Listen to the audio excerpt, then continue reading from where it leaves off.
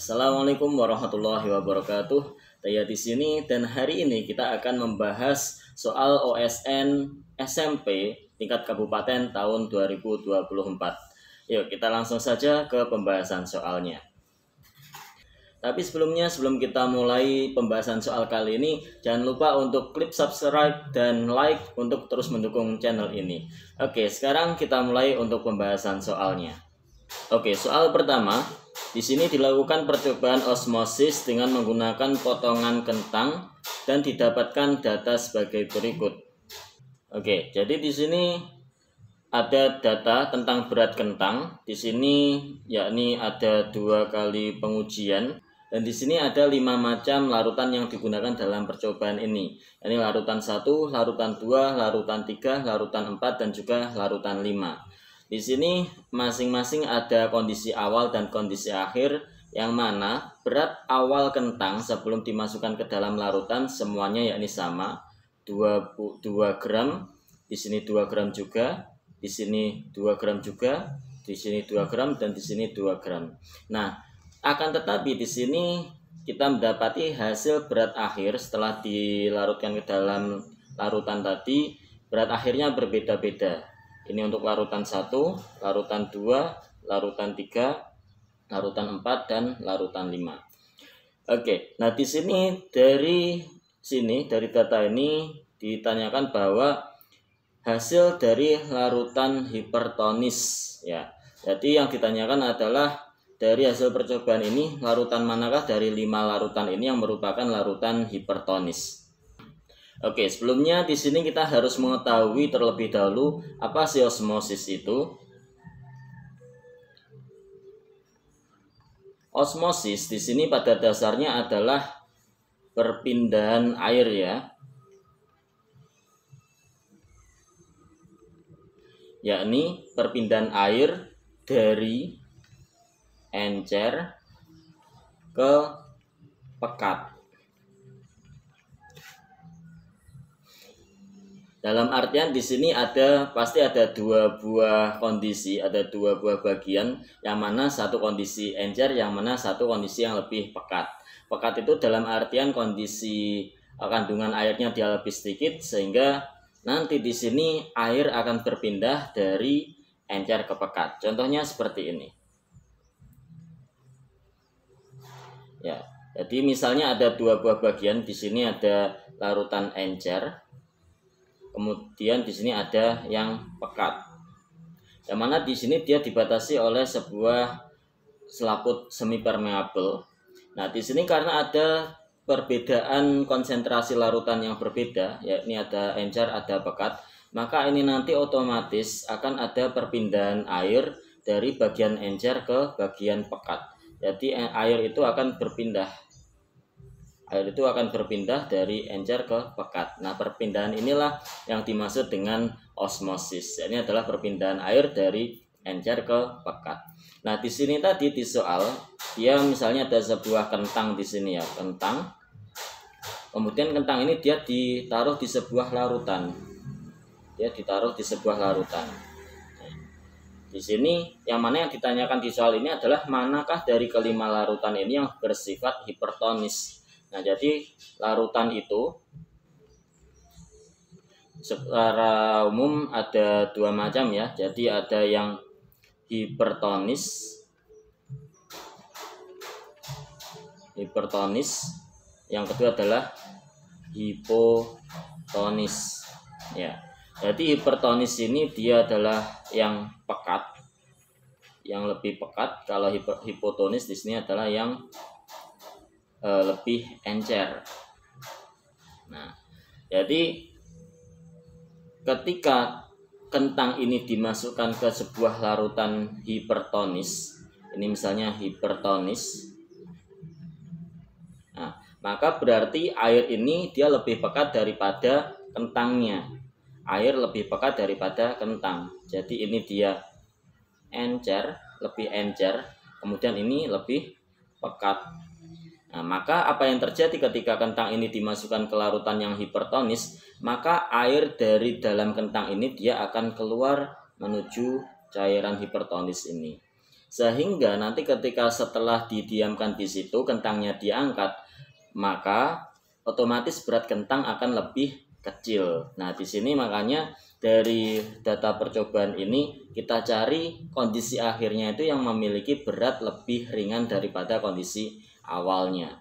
Kenapa kok lebih ringan? Karena air dari kentang tadi berpindah keluar dari kentang menuju ke larutan yang hipertonis tadi. Coba kita cek ya. Dari larutan 1, larutan awal dia 2 gram, kondisi awal dia 2 gram, kemudian kondisi akhirnya 1,6 gram. Berarti dia lebih ringan, berarti di sini dia benar ya untuk larutan 1. Kemudian larutan 2, kondisi awalnya 2 gram, kondisi akhirnya 2,3 gram. Nah, kondisi akhirnya lebih besar, berarti dia salah.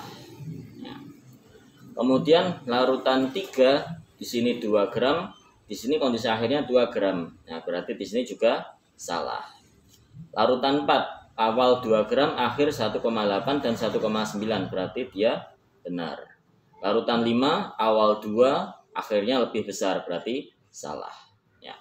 Berarti jawabannya di sini adalah 1 dan 4. Ya, ini berarti jawabannya adalah yang D. Oke, kita tambahkan sedikit. Kenapa kok larutan 2 dan larutan 5 dia ketika kondisi akhirnya malah lebih berat kondisi kentangnya? Nah, di sini berarti kentang tersebut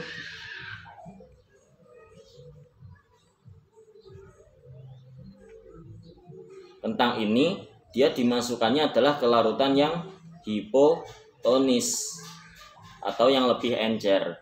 Jadi kentang ini posisinya dia lebih pekat daripada yang cairannya, yang mana ini dia lebih encer. Sehingga nantinya ketika kentang ini diletakkan di dalam cairan ini, maka air itu akan masuk ke dalam kentang ini, sehingga nanti ketika dikeluarkan maka kentang ini dia akan lebih berat daripada kondisi awalnya. Sehingga berarti larutan 2 dan 4 ini dia adalah hipotonis. 2 dan 5 ya, hipotonis. Ya. Kemudian bagaimana dengan larutan 3? Larutan 3 kita tahu bahwa awal dan akhirnya dia sama-sama 2 gram. Berarti apa yang terjadi di situ? Berarti di sini adalah larutannya isotonis.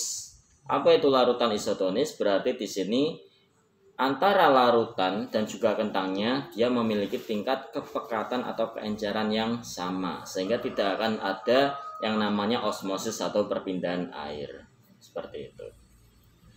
Oke, selanjutnya kita lanjut ke nomor 2. Oke, soal nomor 2, pernikahan antara wanita dan pria yang keduanya berpenglihatan normal melahirkan seorang laki-laki yang buta warna dan 2 anak perempuan yang berpenglihatan normal.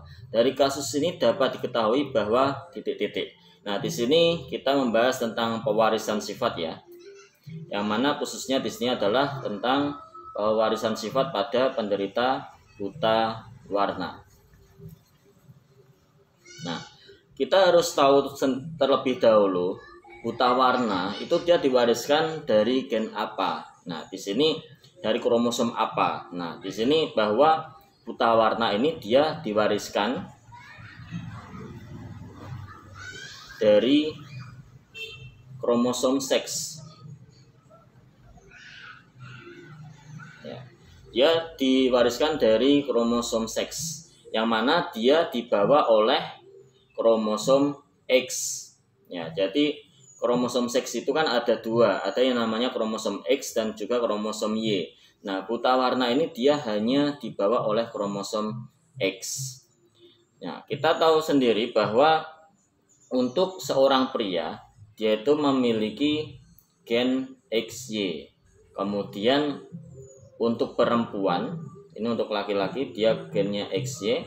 Kemudian untuk perempuan dia gennya adalah kromosom seksnya adalah XX. Nah, dari persilangan ini tadi, padahal untuk orang tua yang prianya dan wanitanya dia sama-sama normal. Nah, bagaimana kok bisa ada anak yang terlahir buta warna di sini? Nah, di sini bisa kita ketahui bahwa seorang ibunya di sini dia adalah karier. Apa itu karier? Karier di situ adalah pembawa sifat. Jadi karier buta warna itu dia memiliki kromosom XCBX. CB di sini adalah untuk color blind atau buta warna. Nah, XCBX, seorang wanita yang memiliki kromosom XCBX, maka di tubuhnya dia kondisinya adalah seorang yang normal, tapi dia membawa kromosom buta warna. Jadi dianya sendiri itu normal, tapi dia seorang karier atau pembawa sifat buta warna. Dan karier ini hanya ada pada perempuan. Jadi tidak ada yang namanya laki-laki karier, itu tidak ada. Kenapa? Jadi kalau misalnya seorang laki-laki dia memiliki gen kromosom buta warna ini, dia seperti ini. Nah, di sini dia tidak ada yang namanya laki-laki karier, tapi dia langsung buta warna. Laki-laki ini adalah buta warna. Jadi tidak ada yang namanya laki-laki karier. Yang ada adalah karier pada ibu.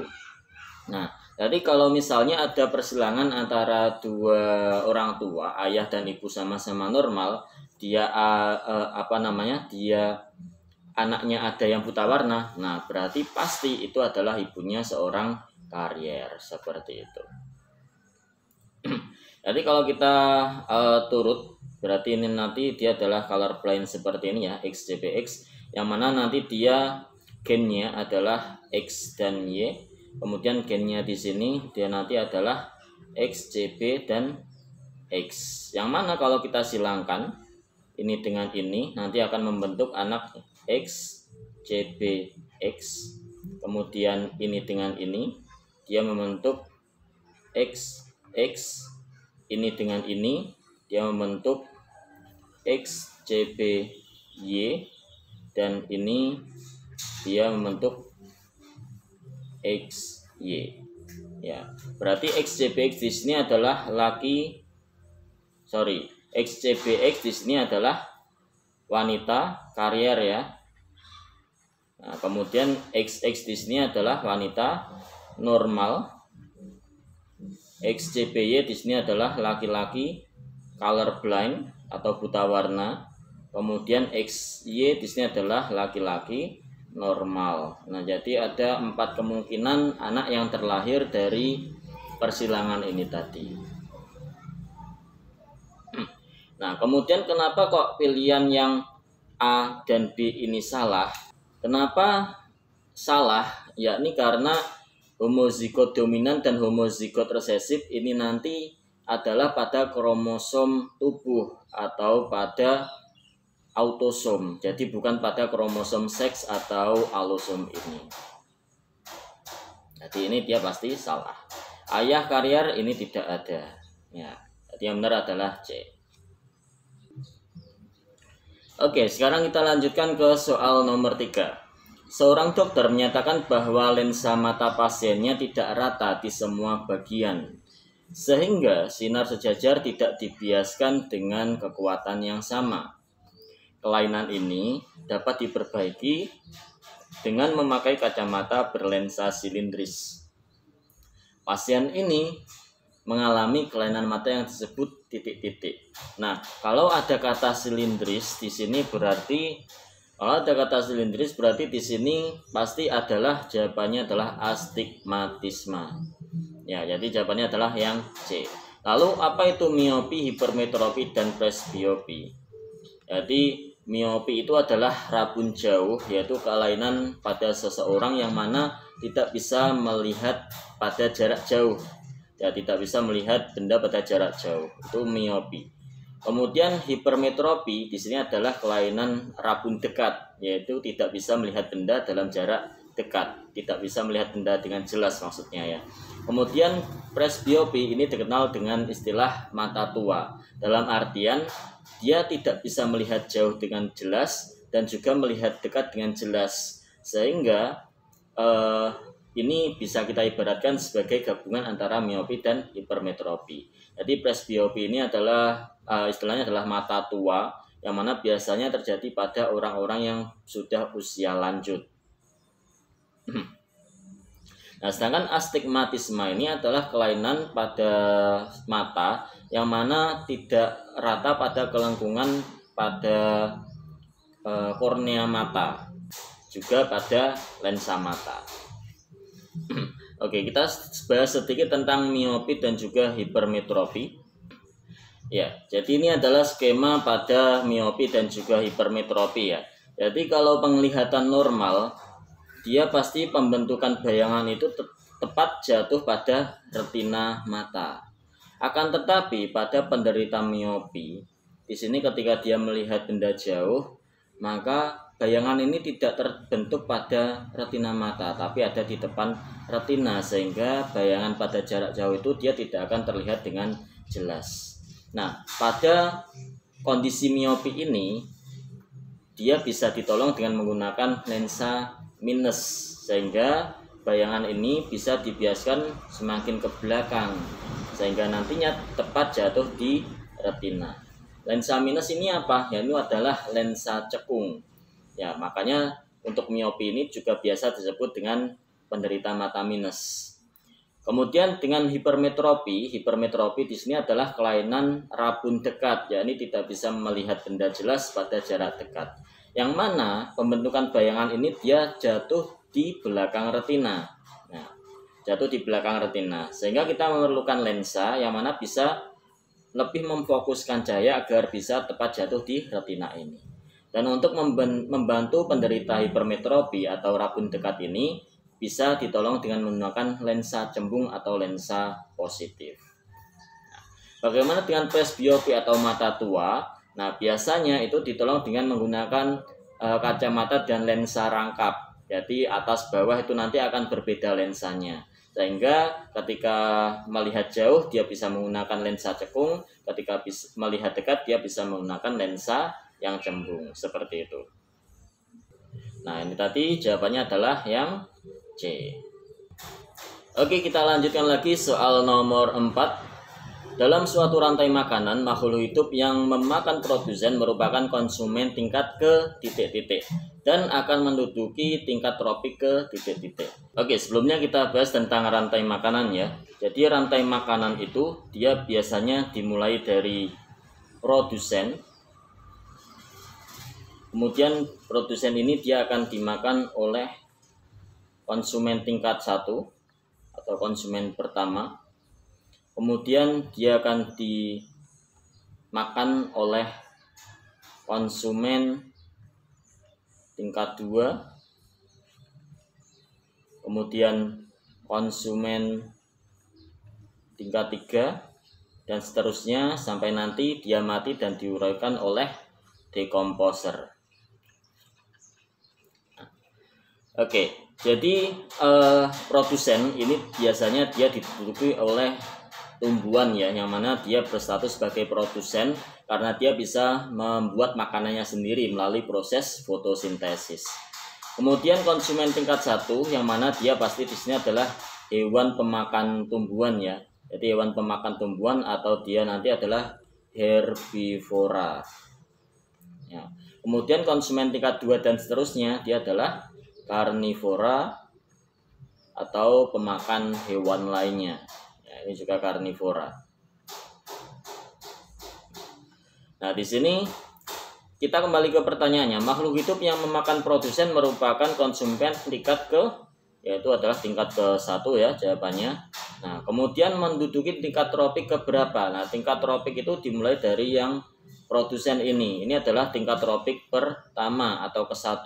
Ini tingkat tropik kedua, ini tingkat tropik ketiga dan seterusnya. Jadi untuk konsumen 1 ini dia menduduki tingkat tropik kedua. Jadi jawabannya adalah 1 dan 2 yang ini. Oke, kita lanjutkan lagi pembahasan soal nomor 5. Kingdom berikut ini yang selnya tidak memiliki dinding sel adalah titik-titik. Ya, di sini kita membahas materi tentang klasifikasi makhluk hidup ya. Kita membahas tentang klasifikasi makhluk hidup dan kita tahu bahwa kingdom ada 5 kingdom yang kita ketahui ya.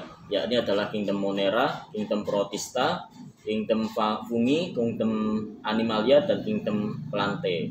Ya. Oke, kita bahas satu persatu ya. Jadi di antara semua ini kita bahas kira-kira mana sih yang tidak memiliki dinding sel. Yang pertama kita bahas fungi. Fungi ini adalah sebuah jamur ya. Jadi kenapa fungi ini padahal kan kalau kita lihat dia mirip dengan tumbuhan, tapi kenapa kok tidak dikelompokkan dengan tumbuhan? Jadi secara struktur bisa kita katakan selnya ya atau tumbuhannya, makhluk hidup ini yaitu mirip dengan tumbuhan sebenarnya. Yang membedakan apa? Bahwa di sini dia tidak bisa melakukan proses fotosintesis. Ya, jadi fungi ini dia hidup atau jamur ini dia hidup dengan menyerap nutrisi. Ya, nah, jadi dia tidak bisa memasak makanannya sendiri. Akan tetapi fungi ini dia kalau dilihat dari strukturnya dia memiliki dinding sel. Ya, jadi dia memiliki dinding sel juga. Kemudian bakteri. Bakteri di sini dia masuk ke kingdom Monera ya, kingdom Monera. Yang mana kalau kita lihat struktur bakteri ya dia memiliki dinding sel juga. Ya, biasanya bakteri ini dia memiliki alat gerak berupa silia atau rambut halus atau juga bisa juga berupa flagella atau rambut cambuk, bulu cambuk. Kemudian ke tumbuhan, ya ini sudah jelas bahwa dia memiliki dinding sel ya. Jadi ini 1, 2, 3, ini dia memiliki dinding sel. Berarti jawaban yang paling masuk akal di sini adalah yang D. Ya. Meskipun protista ini sebenarnya dibagi menjadi 3 ya. Ada 3 macam protista sebenarnya. Ada protista mirip hewan, ada protista mirip tumbuhan, dan juga satunya lagi ya. Oke, jadi jawaban yang paling tepat di sini adalah yang D. Oke, baik. Untuk sesi kali ini kita bahas terlebih dahulu 5 soal ya. Untuk soal selanjutnya bisa kalian temukan di channel YouTube aku. Nanti kalian lihat untuk chapter 2-nya kita bahas soal nomor 6 dan juga selanjutnya.